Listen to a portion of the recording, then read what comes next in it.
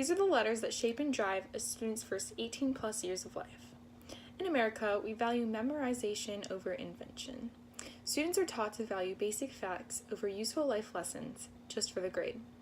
For example, many students in this country are taught PEMDAS, or order of operations, as a basic component on standardized tests. Yet, how many know how to actually apply these formulas to real-world situations? How is it preparing the younger generation for the real world at all? Due to arbitrary standards and lack of innovation, the current American school system is inadequately preparing students for college and beyond.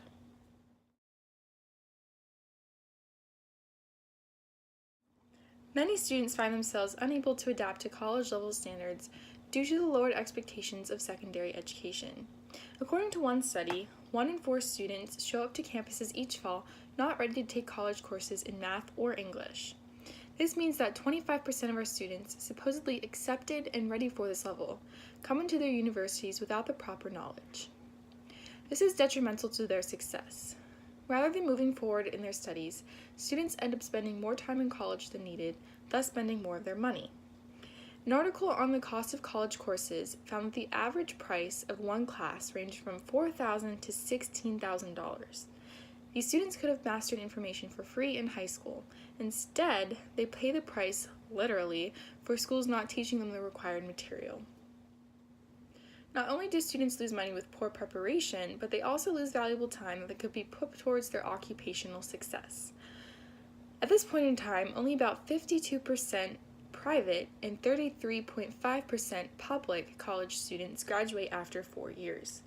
Spending an extra year or two in college could increase loan debt and decrease options for getting a master's degree. Additionally, if students had been able to graduate early, they would have found an increase in overall return on investment and better lifetime salary. Currently, only top-level students are able to graduate within this 4 years due to their falling behind and their failure to meet graduation requirements. So why do American students find themselves in this situation? There are 3 main reasons that the school system has been insufficiently preparing students. The current grading system promotes efficiency over understanding, college entrance exams are not truly reliable, and teachers and professors have little communication. Changing these issues would help transform the college experience and better the future of students.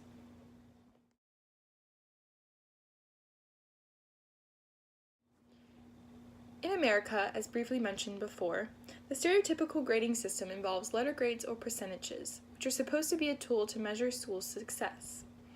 These grades are combined to form grade point average, or GPA, on which college base a student's achievement. Therefore, students feel extreme pressure to increase their GPA in order to get into a university and subsequently find a job. They focus on mastering the grade, not achieving actual understanding. One administrator even said that an ongoing challenge always in education is assessment and how it can be managed. It's not always as valid as we want. This challenge arises because testing is so standardized that it often shows how well a student can memorize and not how well they actually know the material. Since tests affect GPA, they also affect college admissions. Then, when they finally reach a college course, students are unable to understand the material they had previously mastered. Another problem with the grading system is that little is done if the student is not fully mastering concept. For example, the arbitrary standard of passing a test is normally between 65 and 70%. If a student receives a score at or above this level, they're allowed to move on to the next topic and build on that previous material. The student could only understand about 2/3 of the concepts, yet still be required to move on. Why aren't our expectations higher? This teaches the student that not correcting mistakes is okay. As one reporter put it, students are studying to pass a test rather than studying to learn. This might seem repetitive, but when will they ever need to pass a test in their job? Learning material will always be more valuable than passing a test, yet students are taught the opposite during high school. From the start, students' values are skewed.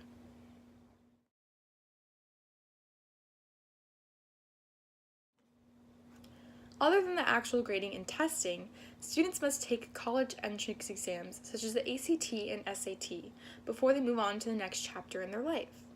These tests are supposed to predict how well a student will perform in their college career and are very valued in the admission process. Therefore, the higher you score, the higher the number of colleges that accept you.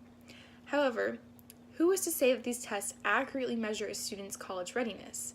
In one study, done by researchers in University of Illinois and University of Michigan, they found that 16% of college freshmen' SAT scores did not accurately predict their first-year performance. Although 16% seems like a relatively low number, in this particular sample it was about 80,000 freshmen.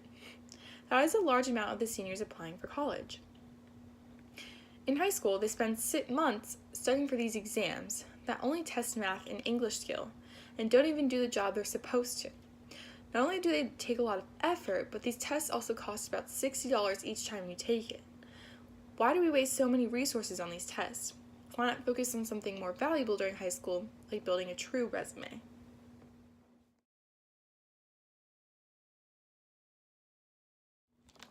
Going into universities and jobs after high school can be a significant change in one's life.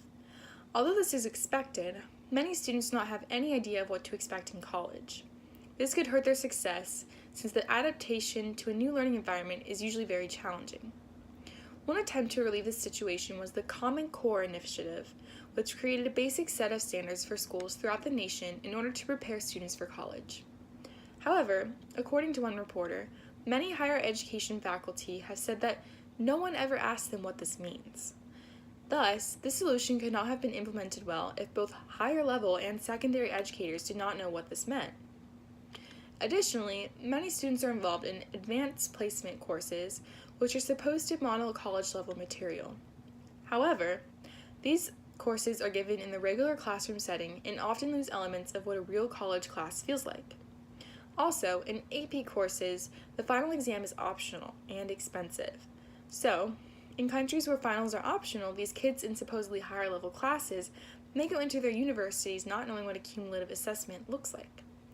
These college finals are a huge part of their grade, and having to take 5 to 6 all at once can be stressful and even detrimental. If colleges were to explain the general college standards, this would give students a better understanding of what to expect, and therefore a better idea of how to prepare themselves for their future.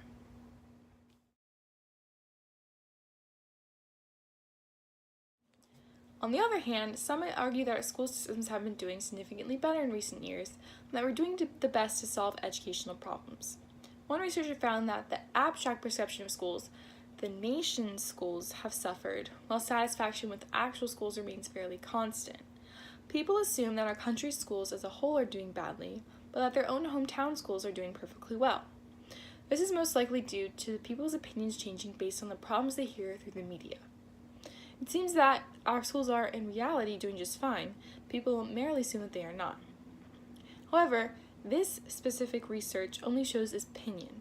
It is no real evidence that our schools are doing well. It is merely based on a survey of students' parents.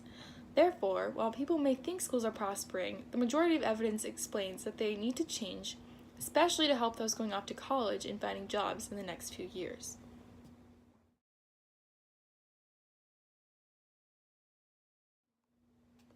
One solution for this ongoing problem is to improve expectations within schools. One renowned teacher named Ron Clark has been preaching this philosophy for many years. He explains that students respond best to specific expectations, even though schools often lack these and gear their resources to the underachieving students. Ron Clark has brought this philosophy to his very own school, the Ron Clark Academy, which focuses on engaging students in high expectations. His results have been phenomenal. Almost 60% of students who are seen as below standard have improved their scores. Therefore, the solution for grading and assessment may just be as simple as shifting the focus to expect more from students. Another solution would be to change the alternative grading system. Many are subject to care more about the grade than learning the material because GPA is such a big part of success in high school. However, with a different sort of system, students may focus more on learning, which will help them prepare for college. One example would be the self-assessment system. This is where students grade themselves on the material. Some say this allows students to breeze through high school without a second thought, but others argue that you're teaching them responsibility and self-motivation.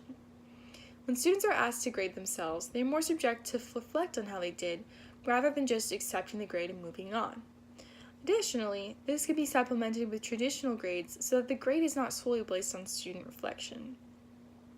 Both of these alternatives prosper engagement from students in high school, which will allow them to actually retain the information they learn and build a solid foundation for their future experiences.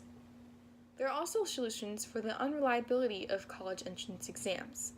Some schools have been choosing to go test optional, where they do not require seniors to turn in their SAT or ACT scores. This would work for eliminating exams, yet it also presents no replacement for students to show off their skills. However, many districts are proposing the profile option, where students basically build a resume of all the activities and achievements they have completed. This profile is present on the Coalition application and has started to present itself in schools. Loudoun County even released a statement that incoming freshmen will have to complete the profile of a Virginia graduate, which encompasses content knowledge, workplace skills, community engagement, and civic responsibility and career exploration. Instead of focusing on standardized tests, which only value content knowledge of math and English, students are able to explore much more of their interests. This gives them a better opportunity to show why they're fit for college, and gives them the college a better idea of how the student will fit in at that school. It will also give them ideas about what to pursue once they finally reach a higher education. Finally, the last solution to fix the problem of underprepared students is to encourage communication between colleges and local high schools. Right now, high schools offer dual enrollment courses and AP courses, which is a step in the right direction. However, these do not completely give a full solution. Another option would be to create programs that are written by both college and high school teachers so that they agree on student expectations.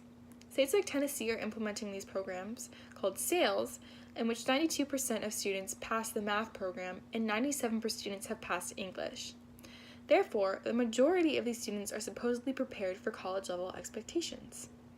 Additionally, some schools are having college students visit high school campuses to teach material. This allows students to ask questions and engage in material that would normally not be taught in a college class. For example, some University of Virginia students visit a local high school every few weeks to teach a planned lesson about law. Reporters have said that this connects the law students to the local community and helps them learn how to distill what they have learned in class. This program is beneficial to both college and high school students. It helps students engage with the material instead of just spitting it back out on a test. College and high school faculty communication is key to student success because it allows students to have improved expectations and improved higher level thinking.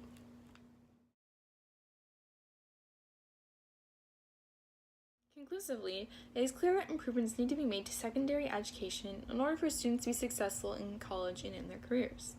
Potential solutions are readily available, but it is still questionable whether or not they will be implemented in the near future. Yet, it is always important to be aware of these wrongs, especially as a student, in order to find ways to improve the system. Ask yourself this question. On a scale of 1 to 10, academically, how meaningful or important was high school to your future? Shouldn't we change that?